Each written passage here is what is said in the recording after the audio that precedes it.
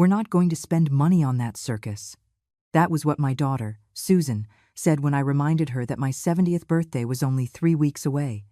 70 years! A whole life waiting to celebrate that date with the people I loved most. But there was her message, cold as ice, shining on the screen of my cell phone. I was in the kitchen, baking oatmeal cookies, when the phone vibrated on the table. I wiped my hands on my apron and picked up the device. It was a message from Susan. My heart leaped with hope for an instant, thinking that maybe she was writing to confirm the party details. How naive I was. "Mom, I spoke with Mark, and we decided we're not going to do your party. Honestly, we're not going to spend money on that circus. You know how things are." I read the message once, then twice, 3 times.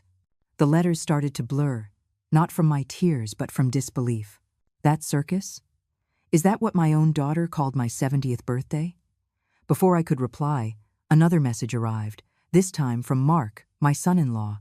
"Carol, with all due respect, you're not at an age for parties anymore. It's better to celebrate at home, without so much expense or drama." I just stood there, in the middle of my kitchen, holding that phone as if it were a foreign object. The aroma of the baking cookies filled the air, but I couldn't smell it anymore. I couldn't feel anything but a strange emptiness in my chest. 70 years. All my life I had waited for this moment. Not because I wanted a lavish party or expensive gifts.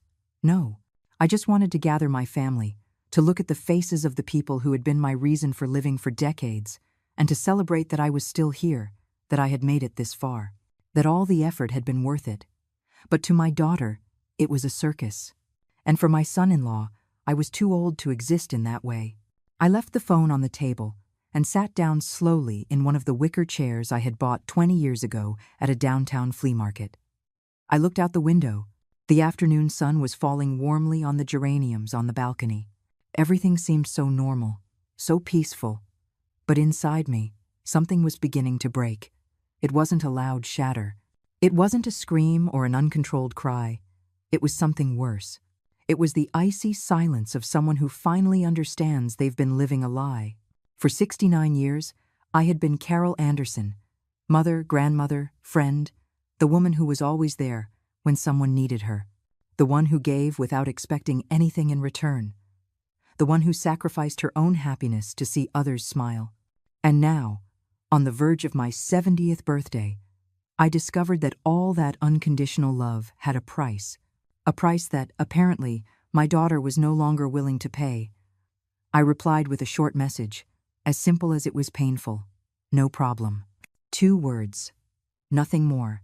I wasn't going to beg them. I wasn't going to explain how much it hurt.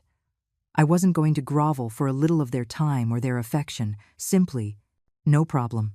I turned off the oven. The cookies were a little burnt around the edges, but I didn't care anymore. I left them there, on the hot tray, while I sat in that silent kitchen, feeling the world I had built for 7 decades begin to crumble. Because that message wasn't just about a canceled party.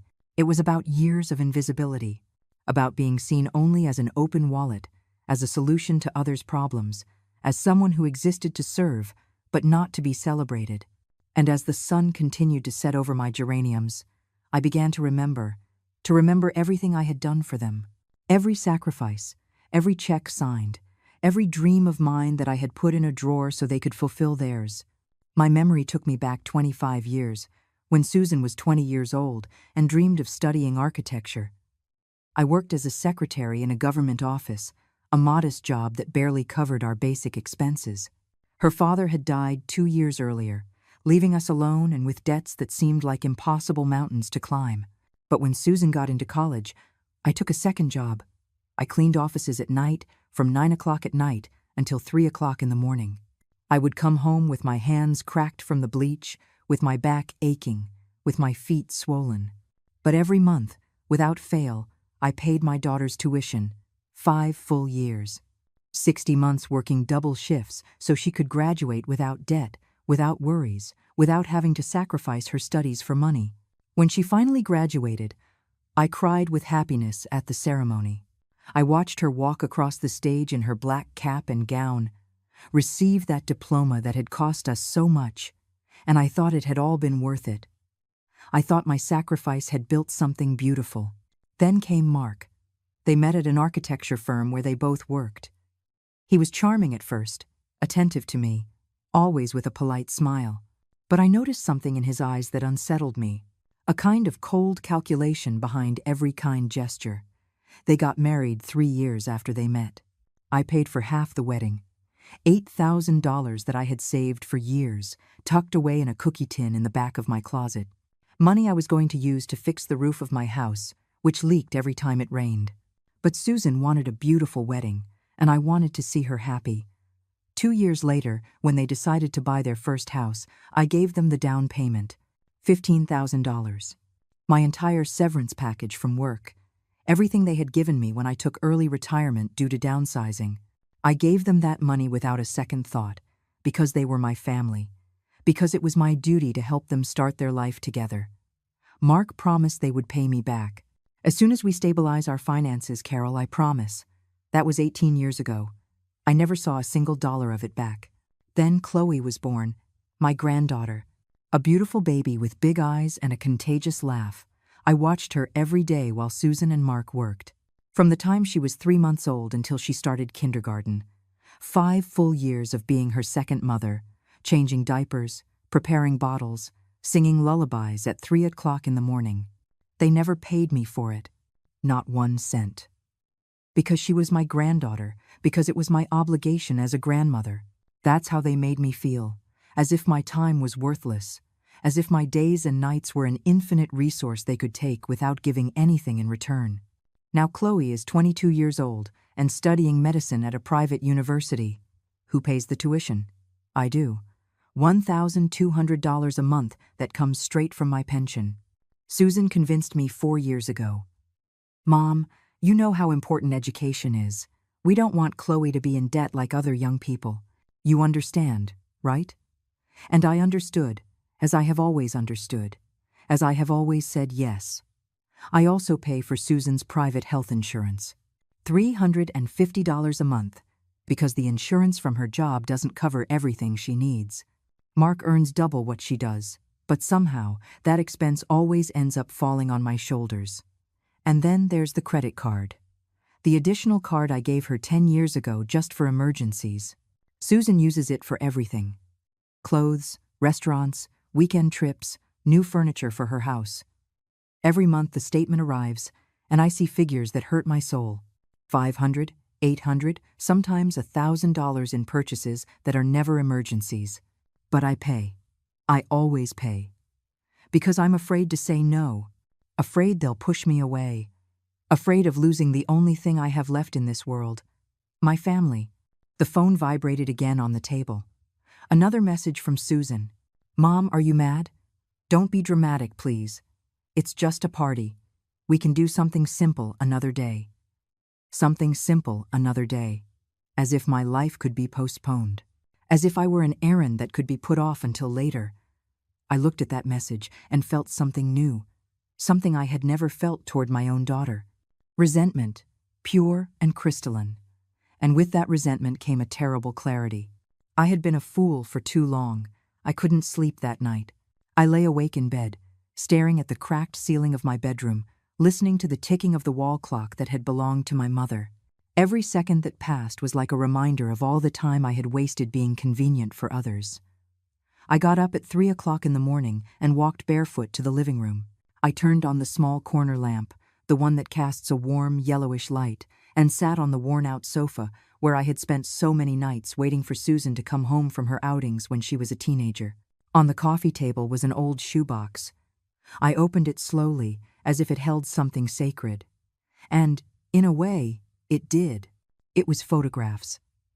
Hundreds of photographs documenting a lifetime of unconditional love and silent sacrifice. The first photo I picked up was of Susan at 6 years old. She was in the yard of our old house, the one I had to sell after my husband died.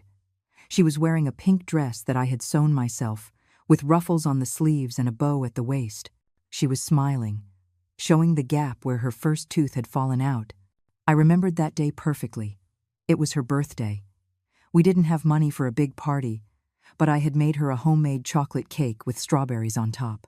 I invited her little friends from school and organized games in the yard. Susan was the happiest girl in the world that day. When did she stop caring about my happiness in the same way I cared about hers?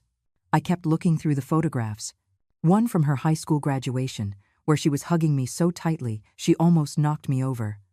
Another from her wedding, where I was by her side helping her fix the veil that had gotten tangled in her hair. One more from when Chloe was born, where I was holding my newborn granddaughter with tears in my eyes. In all those photos I was there, always present, always smiling, always giving.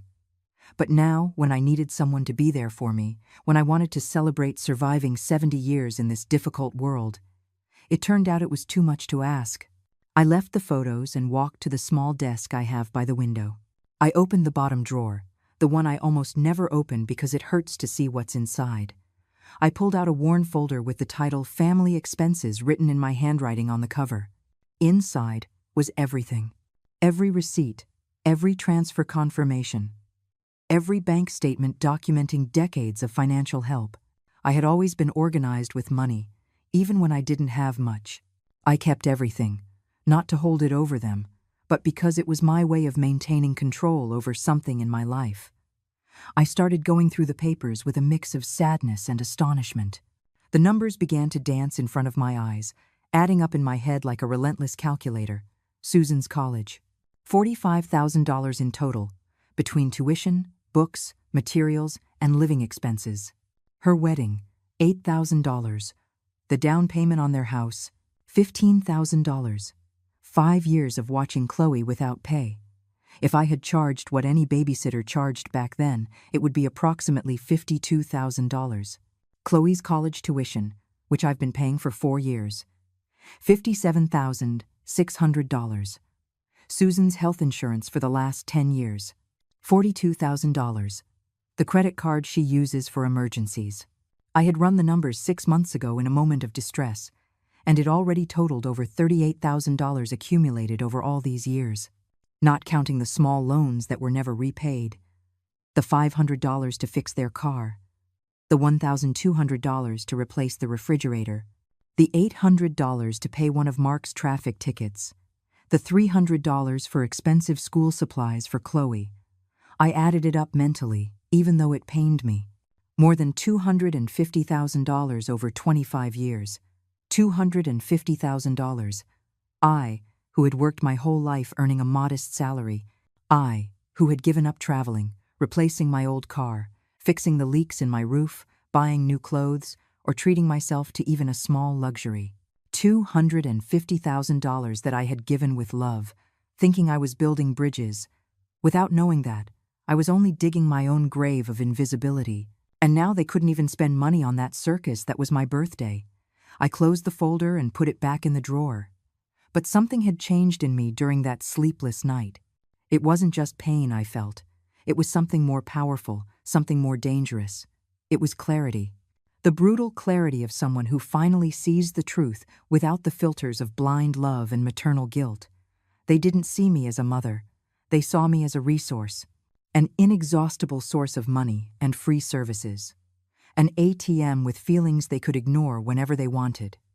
I went back to bed as the sky was beginning to lighten, but I didn't try to sleep anymore. I lay there, watching the dawn light filter through the cheap curtains I had bought on sale 5 years ago because I couldn't afford better ones. And then I made a decision. If to them I was just a means to get what they needed, then that means was about to run dry. I wasn't going to make a scene. I wasn't going to scream or demand. I wasn't going to beg for their attention or affection. I was simply going to turn off the faucet that had been flowing in only one direction for far too long. I got out of bed with a determination I hadn't felt in years. I showered, got dressed in slacks and a simple blouse, and tied my hair back in a low bun. I looked at myself in the bathroom mirror and saw a 69-year-old woman who had grown old giving everything to others. But I also saw something else. I saw a woman who still had time to live for herself.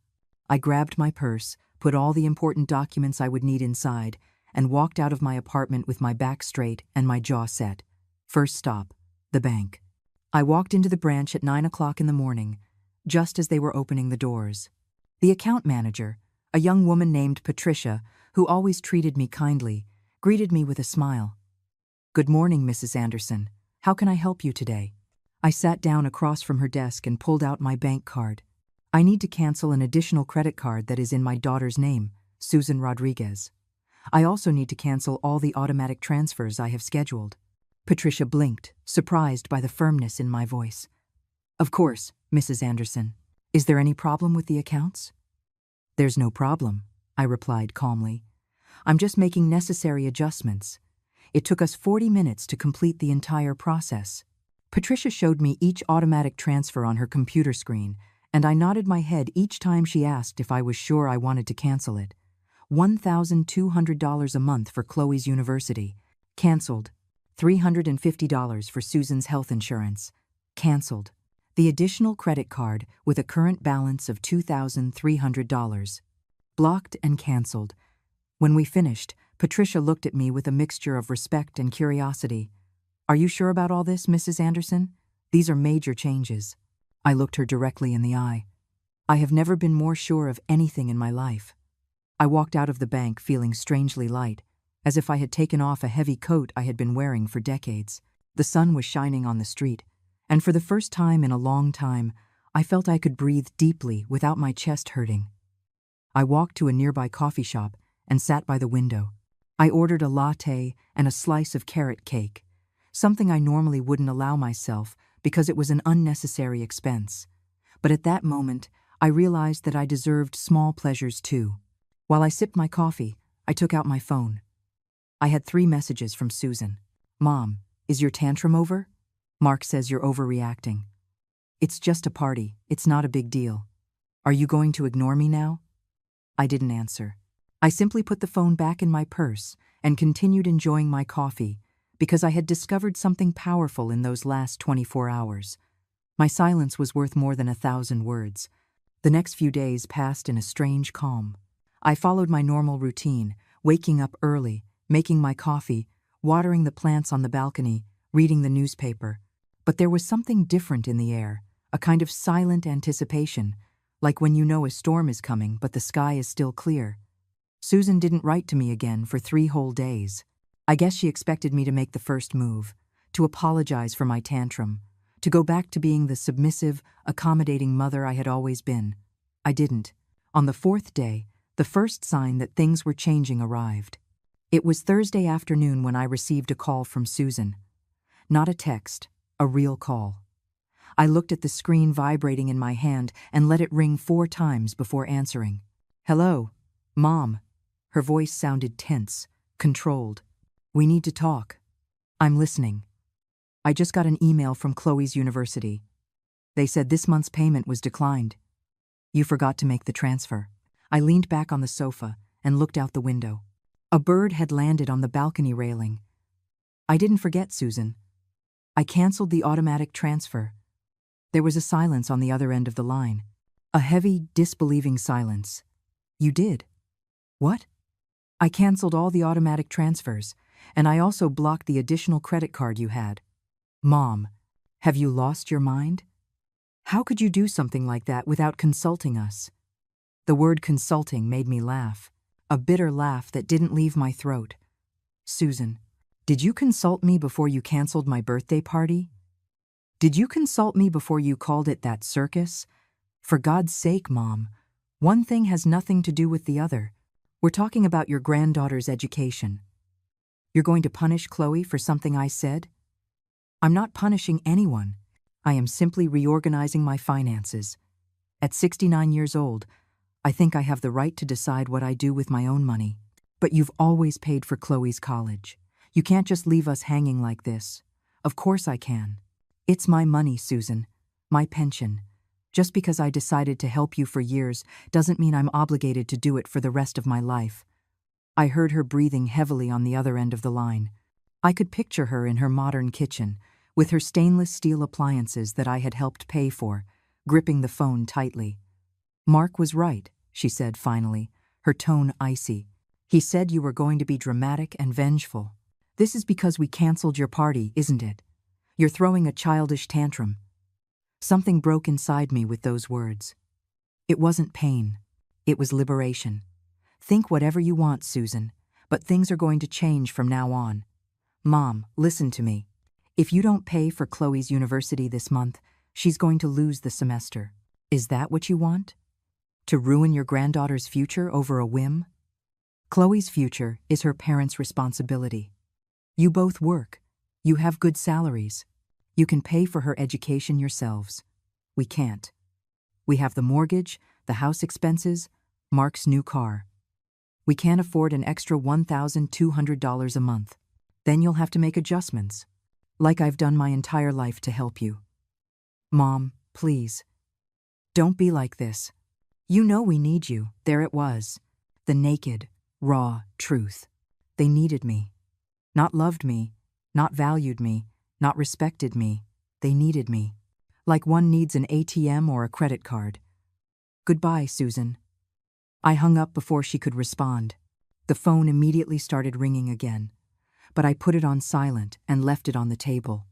I sat there, feeling my heart pound in my chest. I had been tough. I had been firm. And for the first time in my life, I didn't feel guilty for setting boundaries. I couldn't eat dinner that night. I made myself a chamomile tea and sat on the balcony, wrapped in an old blanket, watching the city lights turn on one by one.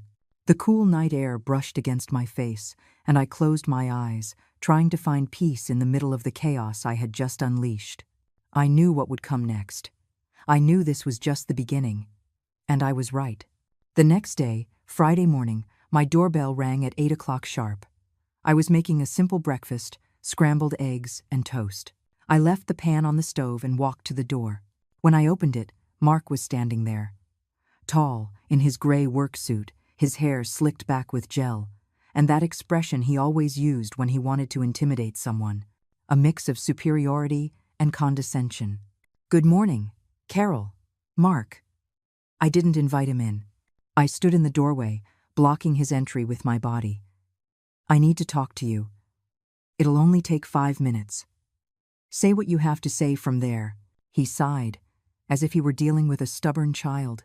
"Carol, I know you're upset about the party," Susan told me. "And look, maybe I was a little harsh with my words. But you have to understand that we're going through a tough financial time." "Oh, really? I didn't know. I thought you were doing very well with your architecture jobs." "We do well, but we have a lot of expenses. The house is big. It needs maintenance. Susan's car is old. We need to replace it soon. And Chloe is in an expensive university because you insisted she go to the best. I didn't insist on anything. You chose that university. And I agreed to help, not to pay for everything for the rest of my life." Mark took a step forward, closing the distance between us. His voice became deeper, more threatening. "Listen to me, Carol. You can't just leave us hanging like this. We've built our life counting on your support. You can't just take it away overnight because your feelings got hurt." "Of course I can. It's my money. That money is for the family, for your granddaughter. What kind of grandmother denies her own granddaughter an education?" I felt the anger start to boil in my stomach.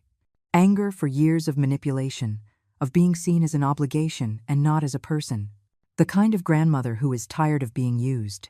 The kind of grandmother who finally realized that to you, she's only valuable when she's handing out money. You're being ridiculous and selfish. Susan is a wreck. She's been crying for 2 days because of you. How interesting. She cries because I canceled the payments, but she didn't cry when she canceled my birthday. She didn't cry when she called it a circus. Mark clenched his jaw. I could see him trying to control his temper. "You know what, Carol? Do whatever you want. But don't come crying to us later when you're all alone in this miserable apartment, with no one to visit you, no one who remembers you. Because that's how you'll end up if you keep this up. Alone and abandoned." His words tried to pierce my armor, to find that vulnerable part of me that had always been afraid of loneliness, of abandonment, of not being loved. But something had changed. I had changed. I'd rather be alone than be with people who only want me when they need something. Now get away from my door, Mark. And don't come back without being invited. I closed the door in his face before he could answer. My hands were shaking as I slid the deadbolt.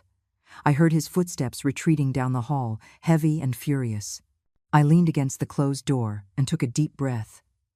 My heart was beating like a runaway drum, but I didn't feel weak. I didn't feel scared.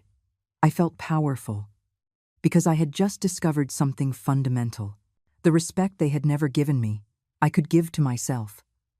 I went back to the kitchen. My scrambled eggs had gotten cold, but I didn't care. I ate them anyway, sitting by the window, watching life go on as normal on the street below. And as I ate, I thought about all the times I had given in, all the times I had said yes when I wanted to say no, all the times I had put others' needs before my own. Those days were over. The circus was closed, and I was no longer going to be the clown. The following days were a strange mix of peace and tension. On one hand, I felt a freedom I hadn't experienced in decades. On the other, I knew the storm was just beginning to form on the horizon. For a full week, I heard nothing from Susan or Mark. The silence was deafening, but also revealing.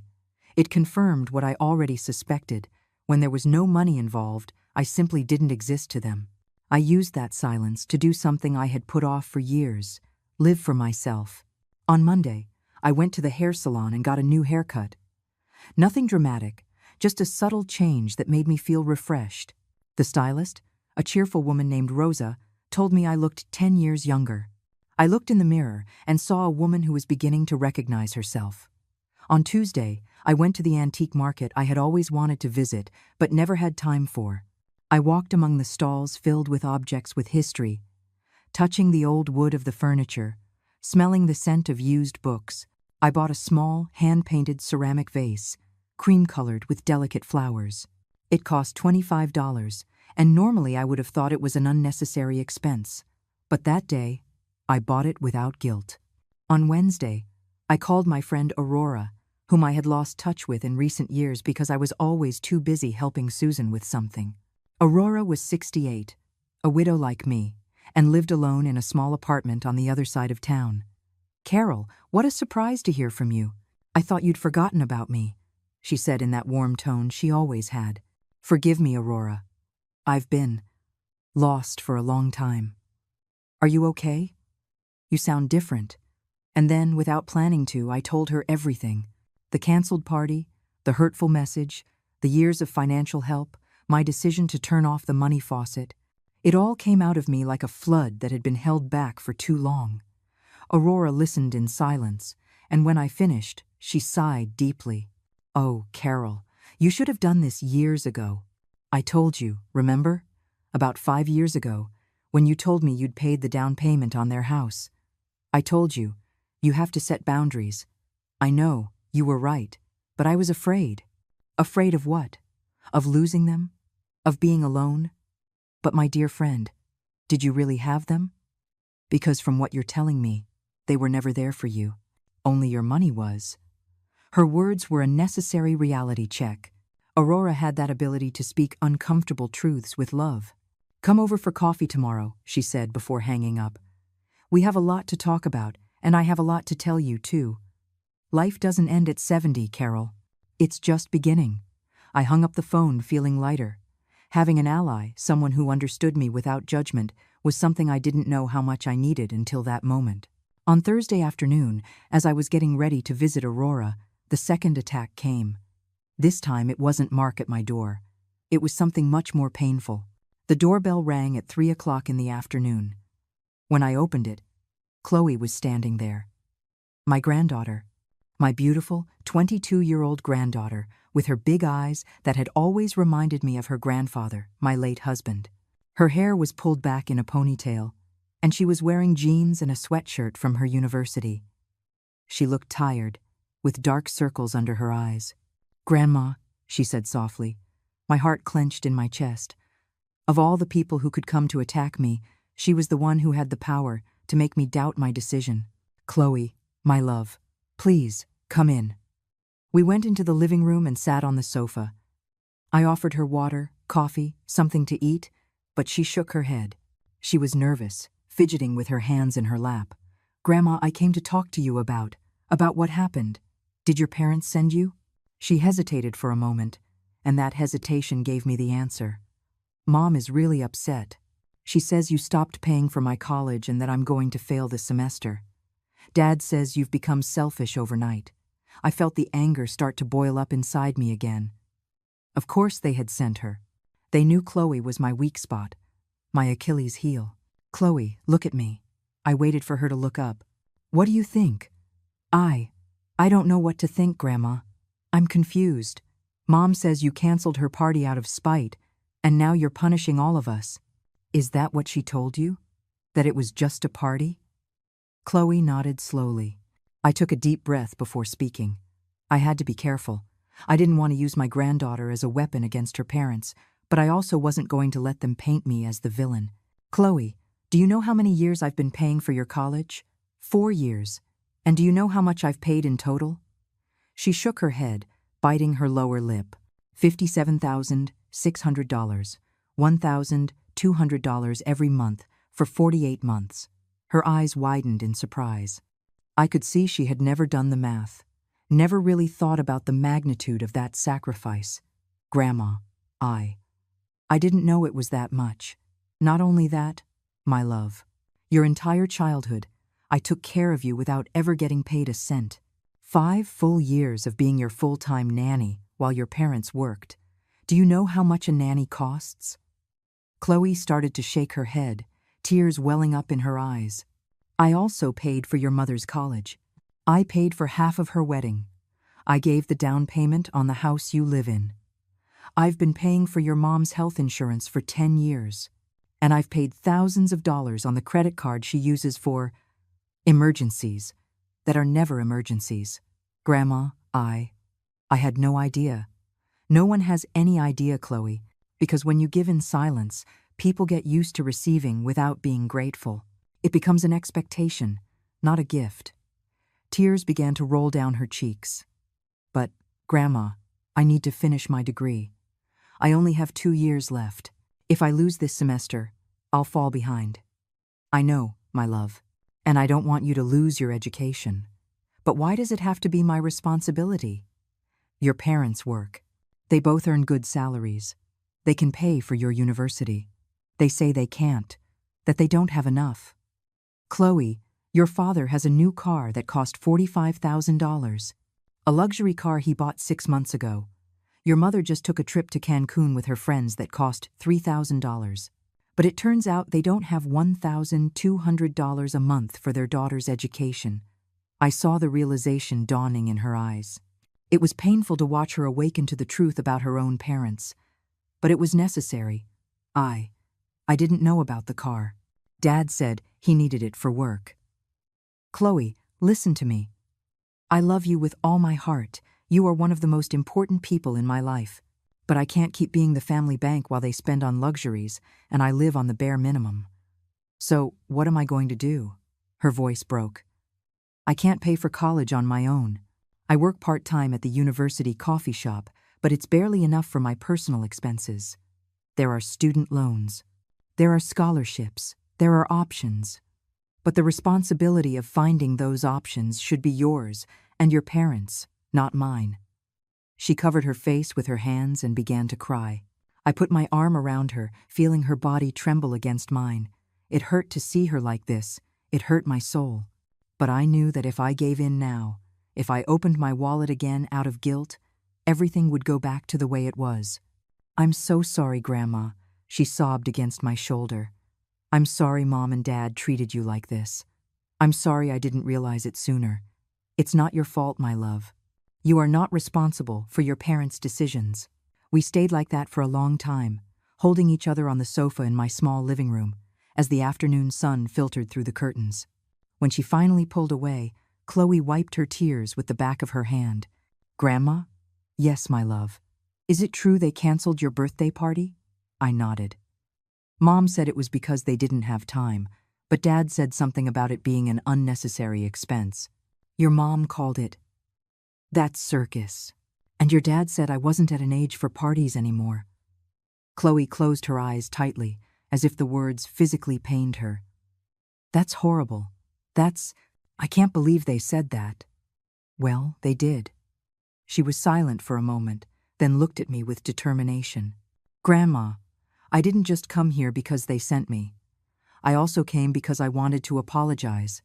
I knew about your party. Mom told me they were going to cancel it, and I didn't say anything. I didn't defend you, and that makes me just as guilty as they are." Her words moved me deeply. To see that level of maturity and honesty in someone so young gave me hope. "Chloe, the fact that you are here, saying this, already means so much to me." "No, Grandma, it's not enough. I've been part of the problem. I've accepted your money without questioning it, without truly thanking you, without thinking about what it means to you. You're my granddaughter. It's natural for me to want to help you, but there's a difference between helping and being used. And I think my parents crossed that line a long time ago." I looked at her with pride. In the midst of all this chaos, she was showing an integrity that her parents seemed to have lost somewhere along the way. "You know what I'm going to do, Grandma," she said, straightening her back. "I'm going to look for student loans. I'm going to apply for more scholarships. And I'm going to get a second job if I have to. I'm not going to let you use your pension to support me." Chloe's words filled me with such a deep emotion that I had to hold back my own tears. My granddaughter, at 22, was showing more maturity and dignity than her own parents. "Chloe, you don't have to do this alone. We can look for options together. I can help you research scholarships, fill out forms, but you're right, I can't keep carrying all the financial responsibility." She nodded, wiping the last of her tears from her cheeks. "Grandma, can I ask you something? Anything, my love? Were you really going to have a party? Or did you just want to get everyone together?" The question took me by surprise. I leaned back on the sofa and looked at the ceiling, searching for the right words. I didn't want a big party. I just wanted a dinner, something simple. I wanted everyone to be there, at the same table, sharing food and laughter. I wanted to feel that after 70 years in this world, I had built something worthwhile, a united family that truly loved each other. "I'm so sorry, Grandma. They had no right to cancel that. And they certainly had no right to call it that. It's in the past now, Chloe. The important thing now is to look forward." She stayed a little longer, and before she left, she hugged me tightly. "I love you, Grandma, and I'm going to come visit you more often, not just when I need something. I promise." "I love you too, my girl." When I closed the door behind her, I leaned against the wood and finally let out the tears I had been holding in. But they weren't tears of sadness. They were tears of relief, of hope. Because at least one person in my family saw me as more than just a source of money. That night, I received 5 calls from Susan. I didn't answer any of them. Then the messages started, one after another, an avalanche of desperate words. "Mom, Chloe came to talk to me. I can't believe you told her all those things. You're poisoning my daughter against me. Now I'm the bad guy, after everything I've done for you. Mark says you're senile. That maybe we should take you to a doctor. You know what? Do whatever you want. If you want to be alone, fine. But don't come crying to us later. Mom, please. We need to talk. This is getting out of control." I read each message with a calmness that surprised me. The words that once would have shattered me now only confirmed what I already knew. To Susan, I was the problem. Not her ingratitude, not her selfishness. I temporarily blocked her number. I needed peace. I needed silence to think, to process everything that was happening. The next day, I kept my appointment with Aurora. I took the bus to her apartment, something I hadn't done in years. During the ride, I looked at the city with new eyes. The people walking on the streets, each with their own stories, their own battles. I realized I had spent so much time locked in my little world of family obligations that I had forgotten a whole universe existed out there. Aurora lived in an older building than mine, with wooden stairs that creaked underfoot. When she opened the door, she greeted me with a huge smile and a tight hug. "Carol, come in, come in. I just made fresh brewed coffee, the kind you like." Her apartment was small but cozy, filled with plants in every corner and photographs on the walls. It smelled of cinnamon and old books. I sat on her floral sofa while she poured coffee into fine china cups. "Tell me everything," she said, sitting across from me with her own cup. "How have you been feeling these past few days?" And so I talked. I told her about Mark's visit, his attempt to intimidate me, about Chloe and her promise to find other options, about Susan's messages accusing me of being senile. Aurora listened to it all without interrupting, nodding occasionally, sipping her coffee. When I finished, she set her cup down on the table and looked me straight in the eye. Carol, I'm going to tell you something you might not want to hear, but you need to. You are not responsible for saving anyone. You are not responsible for Susan's happiness. You are not responsible for Chloe's future. And you are definitely not responsible for maintaining the lifestyle that Mark and your daughter have built. I know. In my head I know, but my heart. Your heart has been trained for decades to feel guilt. To believe that your value as a mother, as a grandmother, as a person, is directly related to how much you give. But that's a lie, Carol. Your value does not depend on your usefulness. Her words fell on me like cool water on a hot day. I felt something inside me begin to heal. Do you know what I did when my son asked me to sell my house to give him the money? Aurora continued. I told him no. Simple and direct. He got angry, stopped speaking to me for 6 months. But you know what? He came back. And when he came back, he had learned to value me, not just my money. What if Susan never comes back? Then you will have learned something very important, that true love can't be bought. And if she was only with you for what you could give her, then she was never really with you at all. We sat in silence for a moment, letting those truths settle between us. Carol, you are 69 years old. God willing, you have many more years to live. Are you going to spend them being the financial slave of your family, or are you going to live for yourself for the first time in your life? I want to live for myself, I replied, and saying it out loud, I felt a certainty that strengthened me. I want to travel. I want to read those books I've left on the shelf for years. I want to eat in restaurants without feeling guilty about the cost. I want to exist without having to justify my existence. Aurora smiled broadly. Then do it. Life is too short to live it for people who don't value you. We spent the rest of the afternoon talking about things that had nothing to do with family problems. She told me about the painting class she had started attending on Tuesdays, about the book club that met at the neighborhood library, about a trip she was planning to take to Oaxaca with a group of friends. You should come with us, she said enthusiastically.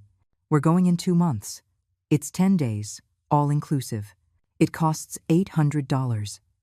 Before, I would have said no immediately. $800 was 2/3 of my monthly pension. It was an unnecessary expense. But now, with my new perspective, I saw that trip for what it really was, an investment in my own happiness. Let me think about it, I said. But in my heart, I already knew the answer would be yes. When I returned to my apartment that afternoon, I felt renewed. It had been a simple day, without drama, without conflict. Just 2 friends having coffee and remembering that life could be light when you weren't carrying the weight of others' expectations. But the peace wouldn't last long. The next day, Saturday morning, I was watering my balcony plants when I heard loud voices in the hallway. Voices I recognized immediately. Susan and Mark. They were approaching my door, arguing with each other. I could hear fragments of their conversation through the door. Let me talk, Mark. She's my mother. Your mother has become impossible. Someone needs to put her in her place. Just let me try to reason with her first. They rang the doorbell insistently. Once, twice, 3 times in a row. Then they started banging on the door. Mom, I know you're in there. Open the door. I stood still in my living room, looking at the door as if it were a barrier between 2 different worlds. On the other side was my old life, full of obligations and sacrifices. On this side was my new life, the one I was just beginning to build. Carol, open this door right now. Mark's voice sounded authoritarian, as if he had the right to demand anything from me. I didn't open it. I stayed there, in my own space, protecting my newfound peace. The banging continued for another 5 minutes. Then I heard Susan talking to someone on the phone, probably trying to call me. My phone, still on silent, vibrated on the table. She's not opening. Maybe she's not home, I heard Susan say. Oh, she's in there, ignoring us on purpose, Mark replied resentfully. This is ridiculous. I'm going to have to get an emergency key from the building manager. Leave her. If she wants to play at being important, let her. She'll see when she really needs us. Their footsteps faded down the hall, and I could finally breathe normally. My hands were shaking slightly, not from fear, but from the adrenaline of having held my ground. I poured myself a glass of water and sat by the window. The sun was shining outside, indifferent to the human dramas unfolding in small apartments and wounded hearts. I picked up my phone and unblocked Susan's number, not because I wanted to talk to her, but because I wanted to see what she had to say. There were 12 new messages. The last one read, "Fine, Mom. If this is how you want things to be, so be it. But remember that you chose this. You chose money over your family." I read that message several times, feeling how each word tried to twist inside me like a venomous snake. They wanted to make me feel guilty. They wanted me to believe this was all my fault, but it wasn't going to work anymore. I wrote a reply, short and clear. "I didn't choose money over family, Susan. I chose my dignity over being used. There's a big difference." I sent the message and put my phone back on silent, because I had learned something fundamental in these last few days. Silence could be more powerful than 1,000 words. And sometimes, the best response was to simply keep living, keep moving forward, without letting the poison of others contaminate my peace. The next 2 weeks passed in a tense calm. Susan and Mark didn't show up at my door again, but the messages continued to arrive sporadically. Some were attempts at emotional manipulation, others were veiled threats, and some were simply reminders of bills that I supposedly had to pay. I ignored every one of them. Instead, I focused on something I hadn't done in decades, discovering myself. I started waking up earlier, not out of obligation, but because I genuinely wanted to see the sunrise from my balcony. I would make myself a coffee without rushing, without thinking about the 1,000 tasks I had to do for others. Just me, my coffee, and the silence of the morning. I signed up for the painting class Aurora had recommended. It was Tuesdays and Thursdays in the afternoon, in a small community studio 3 blocks from my house. The instructor was an older man named Antonio, with completely white hair and hands permanently stained with paint. "Art isn't about being perfect," he told us on the first day. "It's about expressing what you carry inside." I hadn't picked up a paintbrush since elementary school, more than 60 years ago, but when I started mixing the colors on the palette, when I felt the texture of the paint gliding over the canvas, something woke up inside me, something that had been dormant for a long time. I painted a sunset.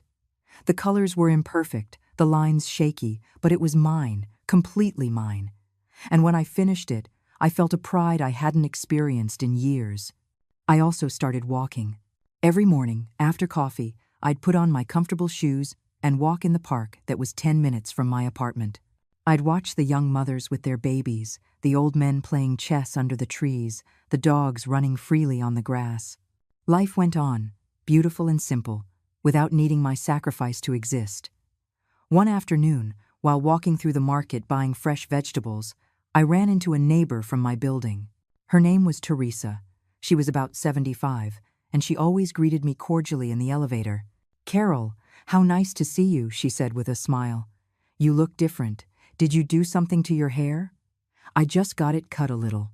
"No, it's not just that. You look lighter, like a weight has been lifted from your shoulders." Her words surprised me with their accuracy. "Maybe I did get rid of a weight," I replied with a smile. "Good for you. At our age, we don't have time to carry things that don't belong to us." That simple conversation stayed with me for the rest of the day. Teresa was right. At almost 70 years old, every day was a gift, and I had been wasting that gift by carrying other people's responsibilities. But it wasn't all peace and self-discovery. There were also moments of deep pain, of doubts that would assail me in the night when everything was quiet. There was one night in particular, 2 weeks after this whole conflict began, when I woke up at 3 o'clock in the morning with a heaviness in my chest. I got up and went to the kitchen to make a tea to calm my nerves. While I waited for the water to boil, I picked up my phone. There was a message from Chloe that had arrived about an hour ago. "Grandma, are you awake? I need to talk to you." I replied immediately. "I'm awake, my love. Is everything okay?" Her reply came in seconds. "Can I call you?" "Of course." The phone rang almost instantly. I answered and heard her voice on the other end, tense and worried. "Grandma, sorry for texting you so late. I just had a terrible fight with my parents." "What happened, Chloe?" I told them I got a student loan to cover the rest of the semester. I also applied for 3 different scholarships, and I'm waiting for a response. And I told them I got a second job. I'm going to work weekends at a bookstore. That's wonderful, my love. I'm so proud of you. But they got so mad. Mom said I was playing your game, that I was being manipulated by you. And Dad said it was ridiculous for me to work so much when I have a grandmother with money who could help me. I felt that familiar anger start to boil in my stomach. Chloe, listen to me. You are not being manipulated. You are being responsible. You are taking control of your own life, and that is admirable. I know, Grandma, but it's hard. Mom cried and told me I'm destroying the family, that because of me, you two aren't speaking anymore. That's not true, and you know it.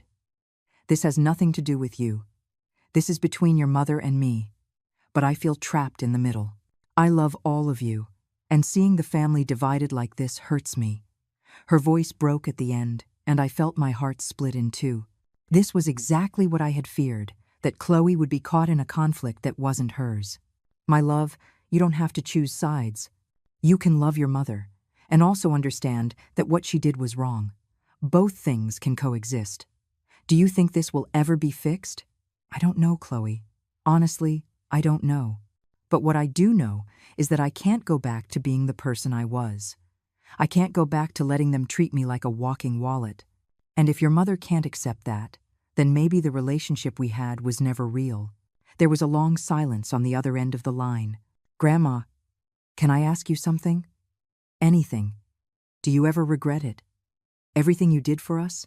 All the money you spent? The question caught me off guard. I stood there, in my dark kitchen, the steam from the tea rising in spirals in front of my face, thinking about the answer. I don't regret taking care of you when you were a baby. I don't regret the nights I stayed up singing to you.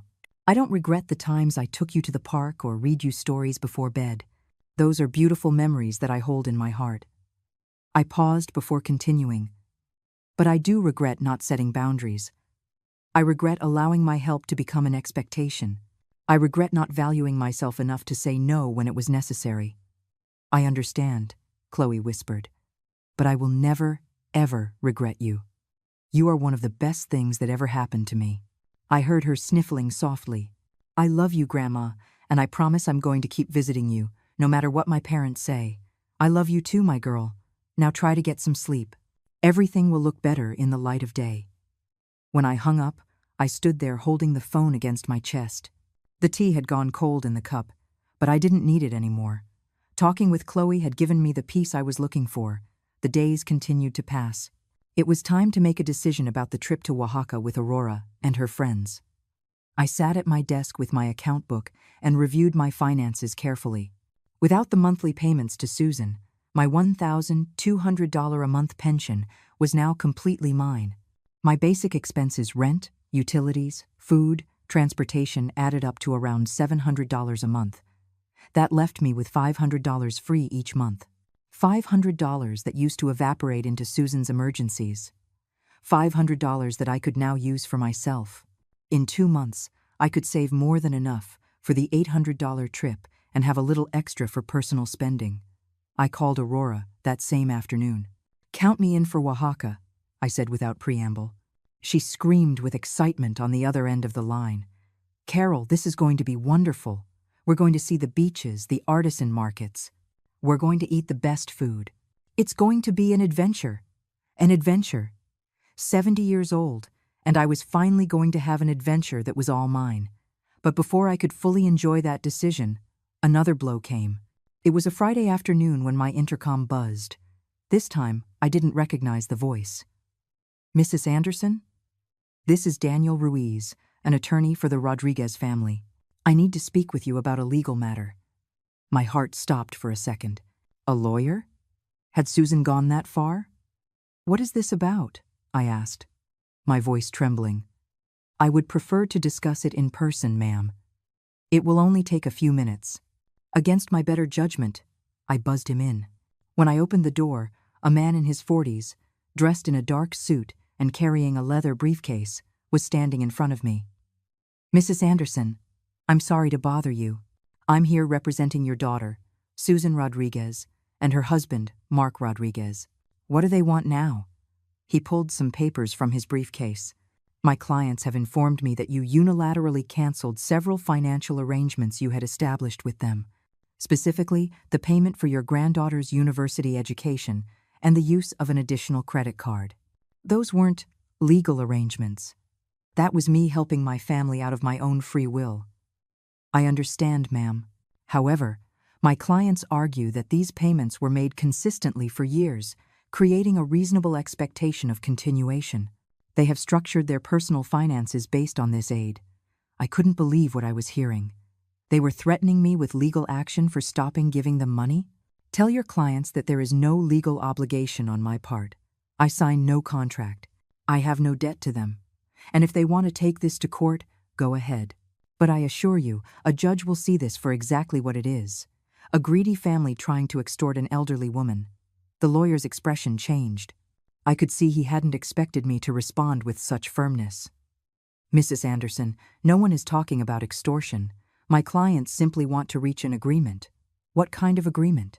They propose that you continue with at least the payment of your granddaughter's university tuition until she graduates.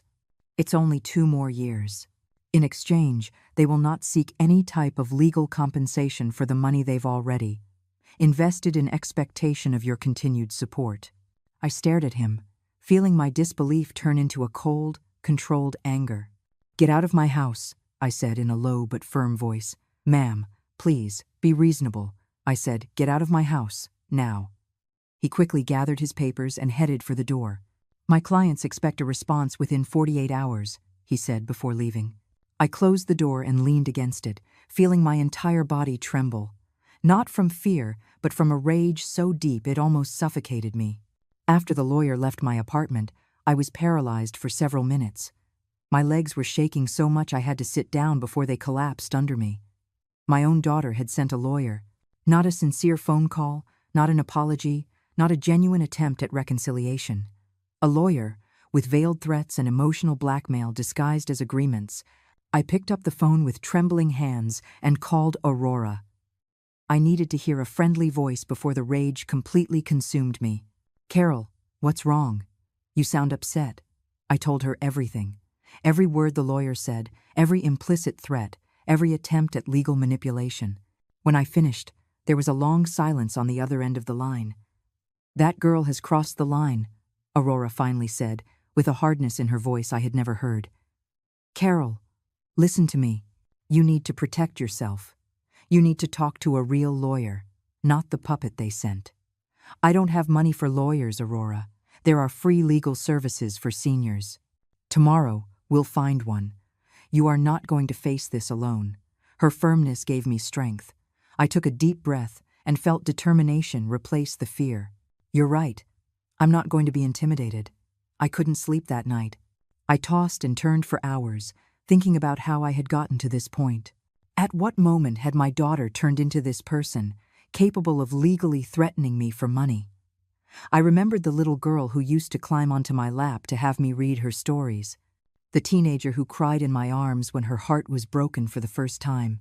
The young mother who would call me at midnight, desperate, not knowing how to quiet her crying baby. Where did that girl go? Or had she always been like this, and I just hadn't wanted to see it? The next morning, Aurora arrived at my apartment early. She had done her research and found a legal clinic that offered free counseling for senior citizens. We took the bus downtown together. The lawyer who saw us was named Frances. She was a woman in her 50s, with thick glasses and a kind smile. She listened to my entire story without interrupting, taking notes occasionally. Mrs. Anderson, she said when I finished, let me be very clear with you. There is absolutely no legal basis for what your daughter is threatening. You have no legal obligation to financially support your adult daughter or your adult granddaughter. Gifts and voluntary help do not create implied contracts. So they can't sue me? They can try, but any judge will dismiss the case immediately. What they are doing is intimidation and harassment. In fact, you could consider getting a restraining order if the harassment continues. Her words were like a balm on an open wound. I wasn't crazy. I wasn't being selfish. I had every right in the world to do as I pleased with my own money. What should I do if they contact me again? Do not respond to any communication from their lawyer. If they persist, I can send them a letter myself, making your legal position clear, and document everything. Messages, calls, visits. If this escalates, that documentation will be important. I left that office feeling stronger than I had in weeks. Aurora hugged me on the street. See? You're not alone in this. And you have the law on your side. We decided to celebrate with lunch at a small Mexican restaurant Aurora knew. We ordered enchiladas verdes and hibiscus iced tea. As we ate, we talked about trivial things, about life, about our plans for the Oaxaca trip. For a moment, I was able to forget all the drama and simply enjoy the company of a true friend. When I returned to my apartment that afternoon, there was an envelope under my door. I picked it up with shaky hands. It was a handwritten letter. I recognized the handwriting immediately. It was from Chloe. "Dear Grandma," it began. "I don't know how to start this letter except by saying, I'm sorry. I'm sorry for everything that's happening. I'm sorry my parents have gone this far. When I found out they sent a lawyer to your house, I was so ashamed and furious. I kept reading, tears beginning to blur my vision. I want you to know that I don't agree with any of this. I told them they are being cruel and unfair. I had a terrible fight with them. Dad told me that if I kept taking your side, I would have to find somewhere else to live. So that's exactly what I'm going to do." My heart stopped. I found a room in a shared house with other students. It's small, but it's mine. I'm moving out next weekend. I don't want to keep living in a house where people I love are treated like this. I know this will be hard financially, but I'd rather struggle on my own than be a part of this. I had to sit down to keep reading. "Grandma, you taught me by your example what it means to have dignity. You taught me that true love isn't measured in dollars, and now I see that my parents forgot that lesson, or maybe they never learned it, but I did. I love you not for what you can give me, but for who you are. And I will always be on your side. Your adoring granddaughter, Chloe." The tears were rolling freely down my cheeks now. My granddaughter, my beautiful granddaughter, was leaving the comfort of her home on principle, for me, for what was right. I picked up the phone and called her immediately. "Grandma?" She answered softly. "Chloe, I just read your letter. Are you upset?" "Upset? My love, I am proud. Prouder than words can express. But I don't want you to sacrifice your comfort for this.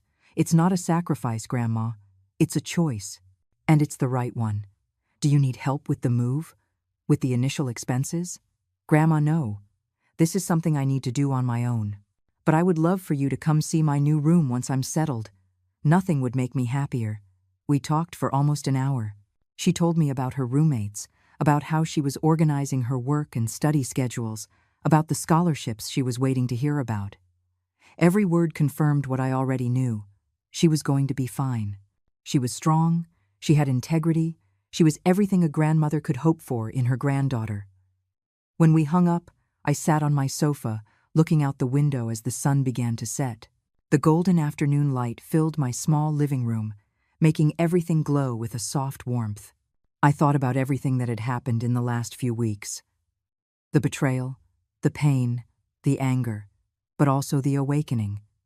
The rediscovery of myself, the new and strengthened friendships, the freedom of living without carrying the weight of others' expectations. And now this, my granddaughter, showing me that my example had not been in vain, that at least one person in my family had understood the message, that dignity and self-love were not empty concepts, but pillars upon which to build a life. Another 3 weeks passed without any attempt from Susan to contact me. The silence was absolute, as if I had ceased to exist for her. Oddly enough, that silence didn't hurt as much as I thought it would. It was liberating, like taking off a shoe that had been pinching you for years. Aurora and I became inseparable. We saw each other at least 3 times a week, sharing coffees, walks in the park, visits to the market. She introduced me to her other friends from the travel group. Frances, a retired elementary school teacher with a contagious laugh, and Teresa, the widow who had traveled halfway around the world after her husband passed. Life after 60 is like a second birth. Teresa told me one afternoon as we drank tea on her balcony. You don't have to prove anything to anyone anymore. You can finally be who you always wanted to be. Her words resonated deeply with me. The painting class became my favorite refuge. Antonio, the instructor, noticed that I always painted landscapes with open horizons, beaches, mountains, roads that disappeared into the distance. You're looking for freedom in your art, he told me one day, observing my latest work. I see it in every brushstroke. He was right. I was looking for freedom, and slowly, I was finding it. I helped Chloe move on a sunny Saturday. Her new room was small, with barely enough space for a twin bed, a desk, and a closet. But when I saw her eyes light up as she organized her books on the shelf, I knew she had made the right decision. It's perfect, Grandma. It's all mine. I gave her a new set of sheets and some small plants for decoration. Not much, just enough to let her know I was there for her, while still respecting her independence. Grandma, can I tell you something? She said as we took a break, sitting on her new bed. Of course, my love. Mom came to see me 2 days ago. She begged me to come home. She said this was all a misunderstanding, that they missed me, that the house felt empty without me. And what did you say? I asked her if she had talked to you, if she had apologized to you, if she had tried to fix things. Chloe paused, looking at her hands. She got quiet. And that's when I knew she didn't really miss me. She just wanted to control me. I'm so sorry, Chloe. I know this must be hard for you. It is hard, but it's also necessary. For the first time in my life, I'm seeing my parents clearly. And I don't like what I see. I hugged her, feeling her pain, but also admiring her strength. The days continued their quiet course. I established a routine that filled me with satisfaction. Waking up early, walking in the park, eating breakfast without rushing, painting or reading in the afternoons, cooking simple meals that I enjoyed just for myself. I discovered small pleasures I had forgotten. The taste of freshly brewed coffee without thinking about the day's chores. The sound of rain against the window without worrying about anyone else. The silence of the night without waiting for urgent calls.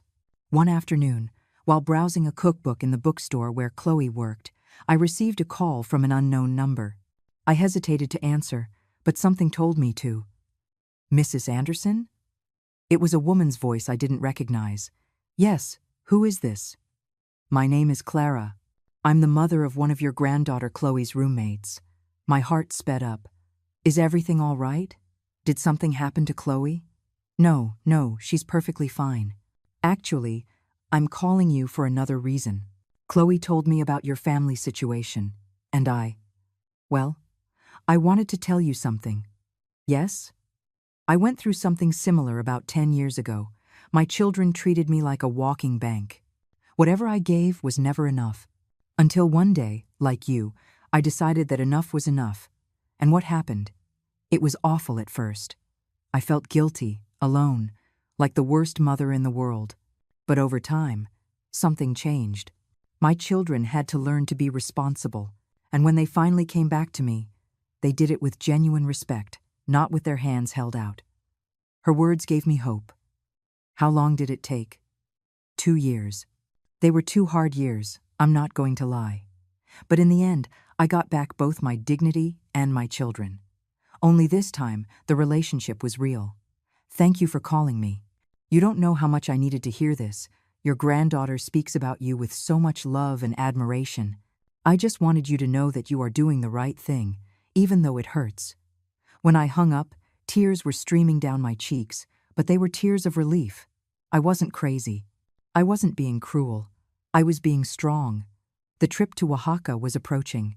I already had the $800 saved, my suitcase packed, and an excitement I hadn't felt in decades.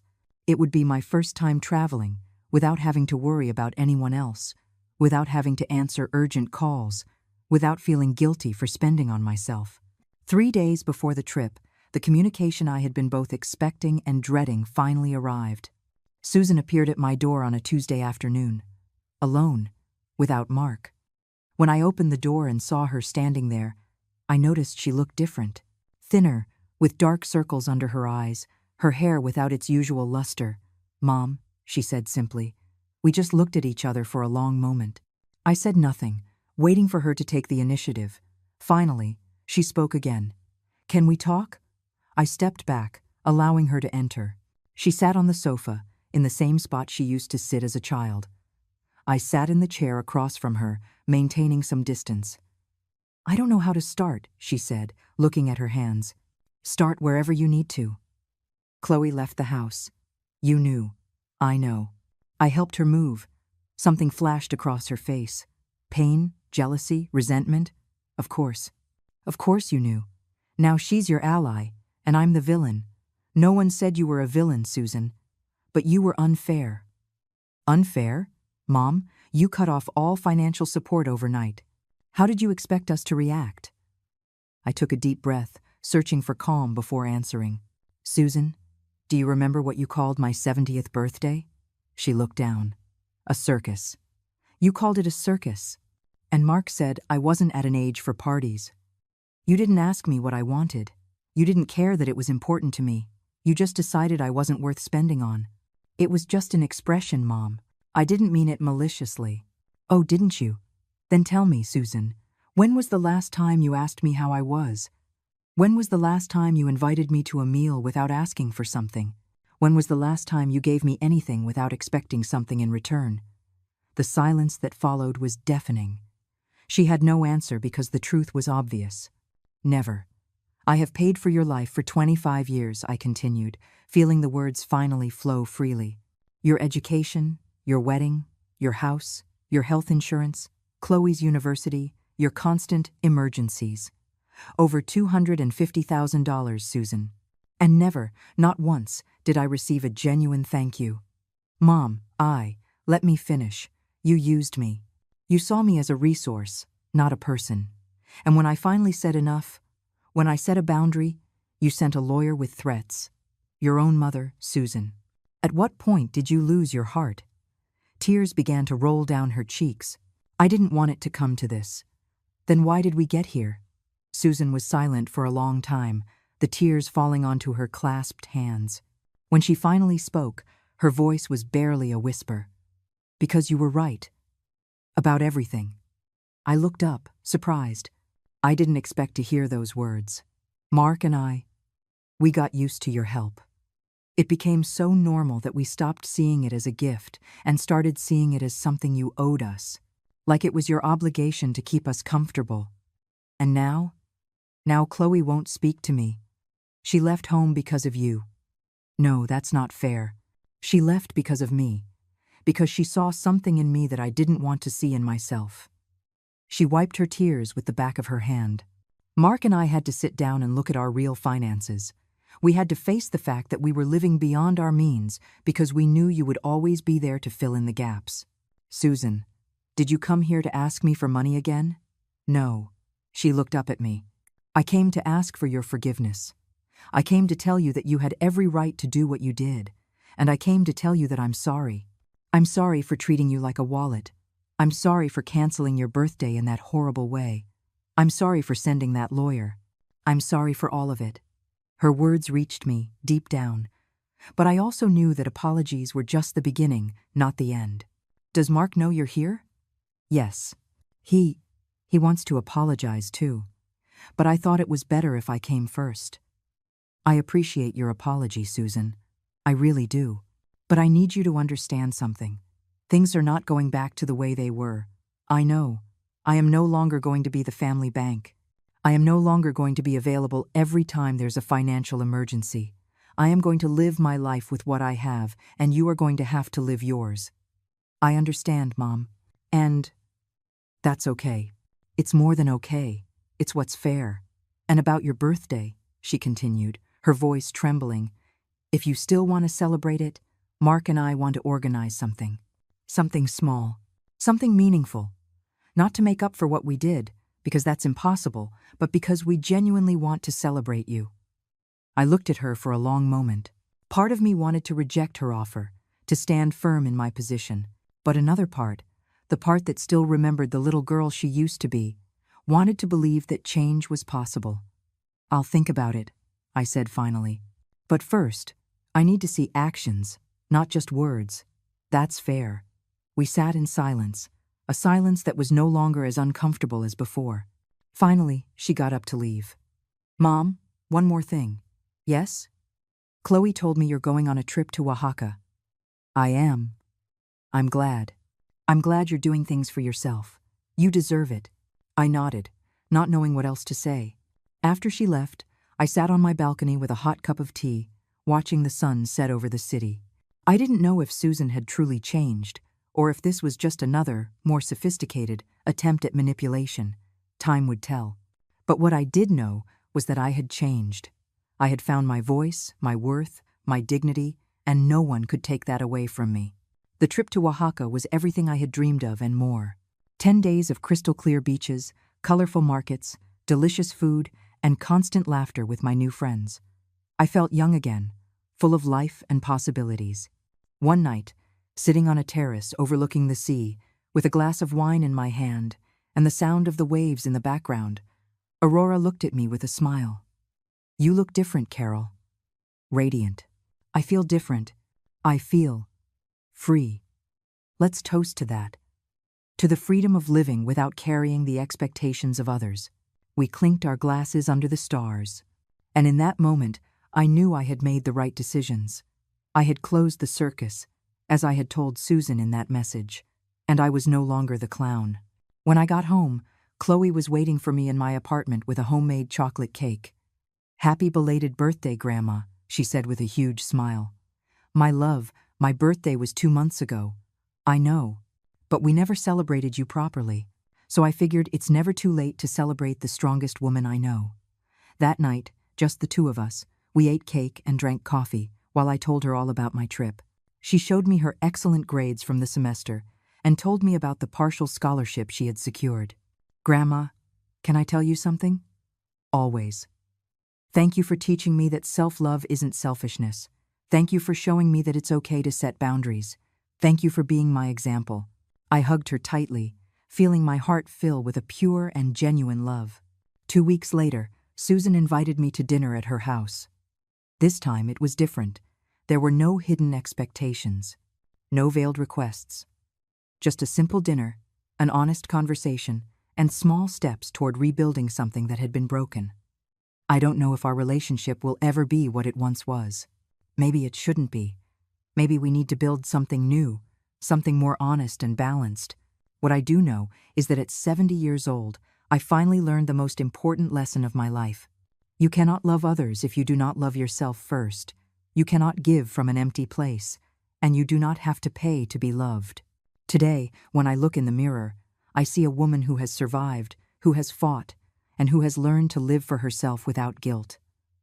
The circus closed, the lights went out, and I, finally, learned to take off the clown costume I had worn for far too long. Now, I am just Carol Anderson, a 70-year-old woman who is learning, day by day, that it is never too late to live with dignity, to demand respect, and to be happy on her own terms. And that, I discovered, is worth more than all the applause from any circus.